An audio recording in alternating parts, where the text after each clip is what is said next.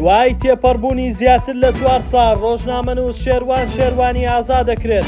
ڕێکخراوێکی ئەمریکی چەندین هێرشی تورکیا لە هەرێمی کوردستان لە دوای دەستپێکردنی پرۆسەی ئاشتی ئاشکرا دەکات. زانیاری نوێ لەبارەی وتبینیکردن لە لیستی موچەی مانگی 2 هەرێم و وادەی ناردنی ئاشکرا دەکرێت. دوای تێپەڕبوونی زیاتر لە 4 ساڵ و 5 مانگ بەسەر زیندانیکردنیدا ڕۆژنامەنووس شێروان شێروانی یەکێک لە جیراوانی کەیسی بادینات ڕۆژی یەکشەممەی داهات و ئازاد دەکرێت. بارزان شێروانی برای شێروان شێروانی لە لێدوانێکی تایبەت بە میدیای یەکێتی ڕاگەیاندبوو بڕیارە ڕۆژی یەکشەممە سزای براکەم تەواو بێت و دوای تێپەڕبوونی 1612 ڕۆژ لە زیندانی ئازاد بکرێت. بارزان شێروانی ئەوەشی خستە ڕوو کە بە پێی بڕیاری دادگا دەبێت ڕۆژی 9 مانگ شێروان شێروانی ئازاد بکرێت. وتیشی تا ئێستا نازاندرێت هیچ کەیسێکی تری لەسەر شێروان شێروانی دەکرێتەوە یان نا. ئەمەش چاوەڕێی چاکسازی هەولێر و دادگا دەکەیت.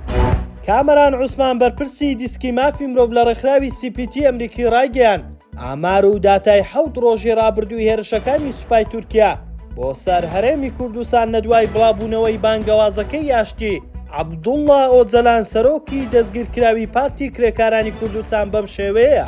سوپای تورکیا 14 هێرش و بردومانی بۆ سەر هەرێمی کوردستان ئەنجام داوە. 9 هێرش لە سنووری پارێزگای دوهۆک و 3 هێرشیان لە سنووری پارێزگای سلێمانی و 2 هێرشیشیان لە سنووری پارێزگای هەولێر بووە. هاوکات وتەبێژی وەزارەتی بەرگری تورکیا ئەمڕۆ ڕایگەیاند پاکەکە هیچ بژاردەیەکی دیکەی لە بەردەمدانیە جگەل لە هەڵوەشانەوەی خۆی. پاکەکە و هەموو گروپەکانی پەیوەست بەو ڕێکخراوە دەبێت کۆتاییان پێبێت. ئەمڕۆ کارەکانی لیستی موچەی موچەخۆرانی هەرێمی کوردستان لە وەزارەتی دارایی عێراق تەواو نەبوو. بڕیاری خەرجکردنی موچە کەوتە هەفتەی داهاتوو. هاوکات ماوەی 9 ڕۆژە وەفدی تەکنیکی هەرێمی کوردستان لە بەغدان و لیستی موچەی مانگی شوباتیان پێە، بەڵام تا ئێستا نەگەیشتوونەتە قۆناغی کۆتایی و بڕیاری لەسەر خەرجکردنی موچە نەدراوە. ئەمڕۆ وەفدەکەش دەگەڕێنەوە و بڕیاری خەرجکردنی موچە کەوتە هەفتەی داهاتوو.